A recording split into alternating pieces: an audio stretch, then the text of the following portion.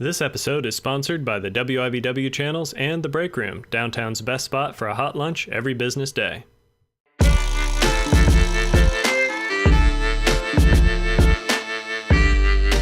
Welcome to Talk About Topeka. I'm Chris Schultz. Tonight, I'll sit down with Melissa Jarboe, one of this year's 20 Under 40 recipients and organizer of the Veterans Day Parade. She took a heartbreaking story and did wonderful things with it. Then, after the break, we'll take you down to Absolute Designs by Brenda, where Brenda Price shows us what it's like to be a premier florist in downtown. But first, I can't help but notice Kansas is in the news again. And why is that? Well, I'm glad I asked. It's because Kansas has cut off federal funding of food stamps, which has also been done by such luminary states as Montana, Wyoming, and South Dakota. Now, Kansas has more people in it than those three combined, and about 11% of our population is on food stamps. Half of those are children. Initially, this new policy would seem right in line with Governor Brownback's zeal to improve the state's budget, a process for which there are no easy decisions. Well, feeding kids in need should be an easy decision. Our studio was able to obtain this footage of the decision taking place. Please, sir, I want some more. What? What? What? From my cold, dead hands. But I get it. We're in a troubled economy and can't pay for everything. Food banks have had to install actual bank vaults. But federal food stamps come with no strings attached. Accepting them costs our state nothing, which is why, to me, this seems more about politics. You can't fill stomachs with ideology. It usually just makes people sick. A spokesman for the Kansas Department of Children and Families said, "We simply do not believe taxpayer dollars should be used to recruit people to be on welfare." You get nothing. You lose. Good day, sir. Now, we don't want to be the only ones talking about this. Do you think it's a good or a bad idea? Send us your thoughts to talkabouttopeka@gmail.com. You have 8 seconds, and go.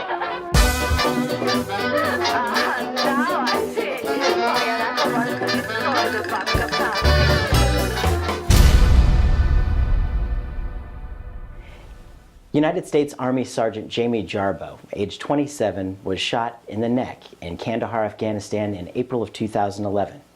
I'm joined on the show with his widow, Melissa Jarboe. Melissa, how you doing? Hi, great, Chris. Hey, Thank thanks you. for joining us to tell us about this story here today.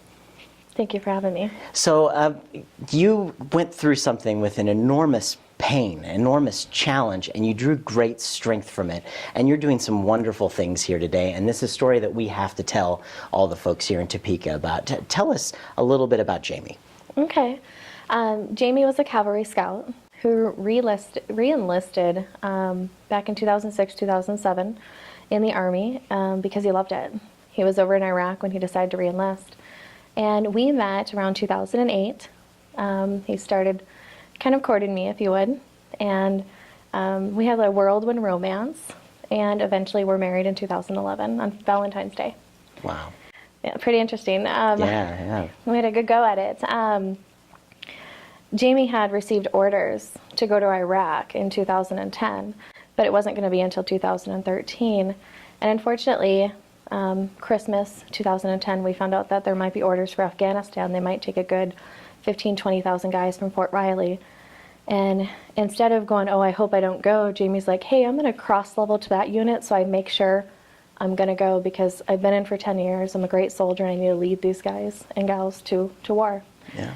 So he cross-leveled and he went to 44 Cavalry and they got the deployment orders on February 20th, 2011 to go to the Zari district of Afghanistan. Wow. Which is pretty crazy, yeah. Yeah, So, that's right in the middle of it right there. exactly. And the southern coordinates there, it's a pretty hostile area. Jamie, when he deployed and he left, I wasn't able to speak with him for 3 or 4 days. And then his phone calls started coming in regularly. And I found out he was walking 2 to 3 miles from the FOB that he was on, which is a forward operation base, just to call and hear my voice and to hear Celestio and Alexa's voice. And on April 9th was the last time I was able to actually talk to him. And he had said that things were getting pretty intense and that I have to remember everything we talked about. And if he dies, it's okay, because he loved what he was doing and he would die with honor. Yeah. And that's when the girls and I are like, wait, hold on. Yeah. We're not ready for that yet, so you really need to come home. That's got to be a heck of a phone call. It's like the worst phone call you could ever get. Yeah. And to know that you have to be that military spouse, strong, and not, play the me game, or what about me? I don't want to be a widow, at such a young age. I started asking Jamie if he could just promise me to hang in there and to come home to the girls and I, because we really want him in our life. We need him in our life. So he said, I promise you I'll come home. And the next day, April 10th, I was driving to my office on a Sunday, and my phone rang, and it was an out-of-area number, and I thought it was Jamie. And so I picked up the phone, and I was like, hey, what are you doing? And the voice on the other end of the phone asked if I could speak to Melissa Jarboe. And I said, this is Melissa. And he said, Mrs. Jarboe, I'm going to read this to you verbatim. I don't have any answers to your questions, so I request you not to ask them. I'm going to give you an 1-800 number to call, and that's it. He basically told me that Jamie was outside the wire when he took hostile fire, resulting in a casualty. He didn't know the extent of my husband's injuries, if my husband was alive. He said, you need to call this 1-800 number. So I'm just driving down the road trying to take down the 800 number, and I pull over and get the information and then go in and make the phone call, and that's when we find out Jamie's in the first of 7 surgeries. Wow. Fighting for his life. Wow. And anybody who was paying attention to the news at all kind of knows that there was they brought him back here, and right. He did come home. Right. He did. Came home to Washington, D.C. On April 12th, and we spent the next 6-7 months inside the military installation hospital, and that's where a lot of the education that I'm using today to focus on our veterans came from. Mm-hmm. Being a civilian here in Topeka, I loved the simple luxuries of life. I didn't, go into Walmart, going out to dinner with the family, going to the park when I wanted. And then when you have all that cut off and you're taken into the military world, you kind of see the world through a whole new set of eyes. And so we spent the next 6-7 months inside the military installation until I started requesting Jamie be transferred to a civilian facility. Due to the 7.62 bullet, it left him quadriplegic, so he couldn't move from the chest down. Wow. He couldn't breathe, he couldn't eat, he could barely talk, and so a lot of things he could not do, I could do for him. And that was the one thing about petitioning for adequate military care for our veterans. In September, he was finally approved and transferred to Johns Hopkins Hospital in Baltimore, and we started learning more, and Johns Hopkins basically extended Jamie's life for another 6 months. We knew eventually his body would give way because he had lost so much weight, probably 60 to 70 pounds. When I would look at him, I wouldn't see anybody different. I would see the man I married, the man that would never leave me alone and would text me every second of the day. Yeah. But a lot of people that were following our story saw a huge difference in him and the weight loss. When we were back in Baltimore, we had heard that Jamie's soldiers were coming back home from Afghanistan. Yeah. And of course, the soldier my husband is, he said, I gotta be there. This is a man that had not been out of the hospital for 10 months, inside ICU for 8 months. He's like, I gotta be there, make it happen. Yeah. Okay, so at that point, I started looking for hospitals here in Topeka, and we were very happy to find that St. Francis Healthcare would accept Jamie, even the critical position he was in. Wow. So we flew home to Kansas on February 17th, 2012, and Jamie was able to be reunited with his soldiers, including some of the guys that found him the day he was shot in the battlefield. Wow. And to me, that was just inspirational, because even though I was a military wife and I, was next to him every day fighting for him, these guys were actually on foreign soil fighting for us to have the freedom to do what we were doing back here in America. Yeah. And that was amazing. And so when that bond and those guys came in, I just kind of felt like an outsider, but it gave me a sense of pride. And, on March 10th, then Jamie was rendered terminal.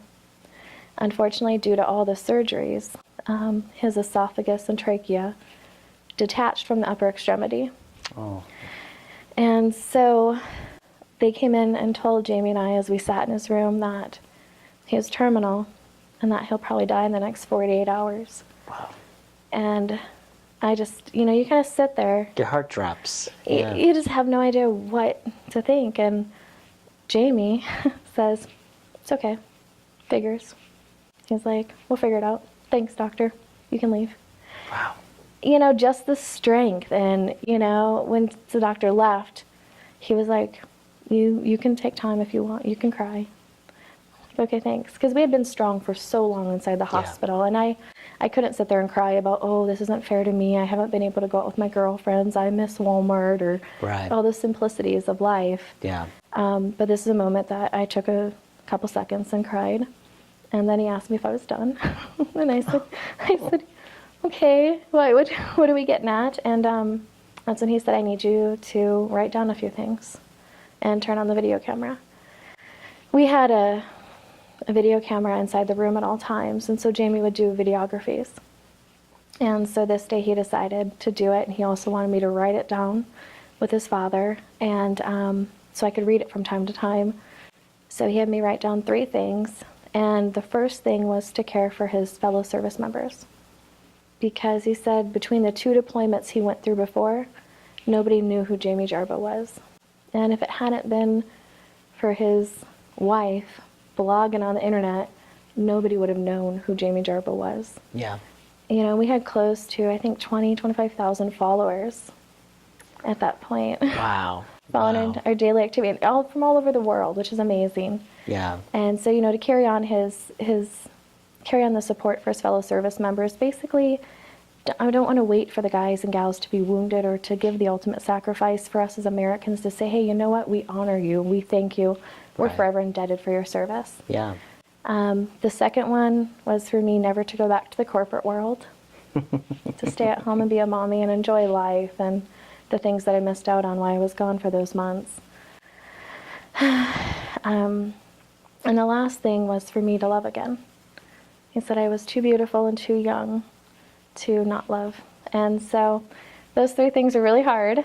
And we just kind of sat there for the last few days of Jamie's life and just talked about all the happy things and all the great things I'm going to do after he passes and how he knows that everything will be okay. Wow. So it's an amazing story. Thank you for sharing that. Yeah. I mean, it really, and you know, hearing about the promise that he'd said to come back, he did that. You know, he did that. I think that's just shows tremendous strength, you know, on his side, but also for your side as well, because you have taken this experience where many people would have just, I mean, I think the common thing here would be to crush someone, and you took great strength from that, and that's why I want to make sure that everybody here knows what you have been working on since then. Oh, a ton of stuff. I think I've been everywhere, almost every state in the nation in the past 2 years, which is pretty crazy. I've been to Washington, D.C. probably about 6 times.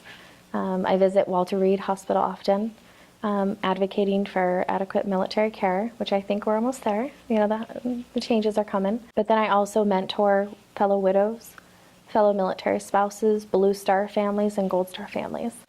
On top of all that, we are kind of bringing the love and the patriotism back here to Topeka. And that was something that I felt when I came home. As the girls and I walked down the street, people knew us because of the newspaper, because of the newscasts. But I really didn't feel a strong red, white, and blue patriotism feeling from Topeka. I do on 4th of July. I think it's great. It's wonderful. Sure. But then once I found out there was no Topeka Veterans Day Parade, I'm like, oh, now we can bring the patriotism to town. Yeah. And so I went down and spoke to the city and found out that in the history of Topeka, there's never been a Veterans Day Parade. Really? No, nothing at all. No. That's weird. I mean, I knew we haven't had one, but I never knew that there never has been one. No history of it. And wow. You know, in 1992 there was an Armed Forces Day Parade, and it was huge. And then it went away. And so I met with the mayor. We talked about it. We talked to like 7 different historians. Wow. And they said, no, I'm sorry, we haven't had one. And so then, now it kind of started as a personal challenge. Okay, now let's create something great in the capital city of Topeka. Let's put Topeka on the map for patriotism because we are in the heart of America. We should do that. And so started doing that little by little. We now have, you know, close to, I think, 70 to 75 registrants for their first annual Veterans Day Parade on November 11th at 11 a.m. going right by, downtown Topeka here. Yeah, very cool, very cool. And so we're kind of creating that, but then we figured anybody can do a parade. Why not do a series of events the week before leading up to the parade to get the community ready to rally around our military veterans? Absolutely, absolutely. And how's it all coming together?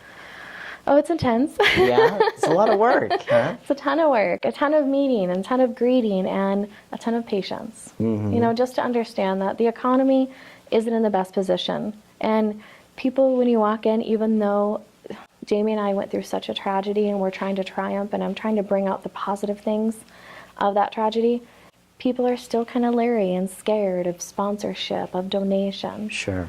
Because what if the Topeka Veterans Day Parade doesn't stay and it goes away next year? That's where it comes down to we the people. We have to stick together.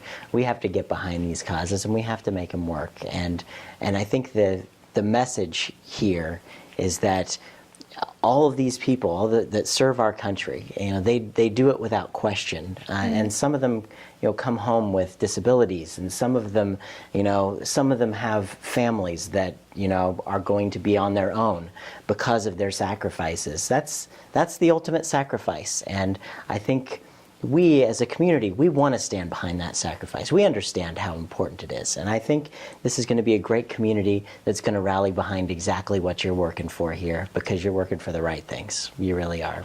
Good. Well, and I'm excited, and I hope so. We're so active in the community now with the Salute to Our Heroes Gala, which will be on November 9th, and then, of course, the parade on November 10th. And to keep bringing this back year and year. Now, this year I've thought about it, even if I only close out with the one sponsor we do have, which I have to give credit to New Sound Hearing of Topeka. They signed up at the very beginning when I started this last January and, paid the sponsorship fees. But even next year, if we don't have any sponsors, I'm still going to do my best, and I'm going to do it again. And of course, I'll use my own money again. And just keep doing it because I believe in it, and I think the veterans need it, and I think our Vietnam veterans here in Topeka who were never welcomed home, this year we're going to finally welcome home those Vietnam veterans, and to me that's priceless. I guess you can't put a sponsorship fee on the debt of gratitude we owe our men and women. You can't, and what I want our viewers to do is figure out a way that they can get involved with this, whether it's just showing up for the events. Great. If you have the ability to sponsor something, talk to her and do it. So how do these folks get in touch with you to find out more about what you're working on and how to get involved? Well, we have a great website, TopekaVeteransParade.org. They can go on there, they can find out about volunteer opportunities, they can find out about where the parade's going to be, where the events are going to be. How do I go to a Salute to Our Heroes Gala, which we're going to have tons of military there. Wow. We're working with the BOSS program, which is the Battalion of Single Soldiers, which is, our highest suicide rate on the active duty bases right now. And we're going to be bringing a lot of these guys and these gals to the gala. And so it's going to be kind of a fun meet and greet where you can sit there and you can personally see a soldier, see a Marine, and say, hey, you know what? Thank you. Shake their hand. Exactly. Yeah. Let them know that their service is very valued to us here. Yeah, so those are just a couple ways that we're trying to change the world one day at a time. You have to start to change the world by doing it right here at home. Really? Exactly. And that's what you're doing. Thank you so much, Melissa. I really appreciate you coming on the show, sharing your story, and for working for the Veterans Day Parade and all the events, and just every day your service to help those in need. I really appreciate you coming on the show. Thank you so much. Thank you so much, Kevin.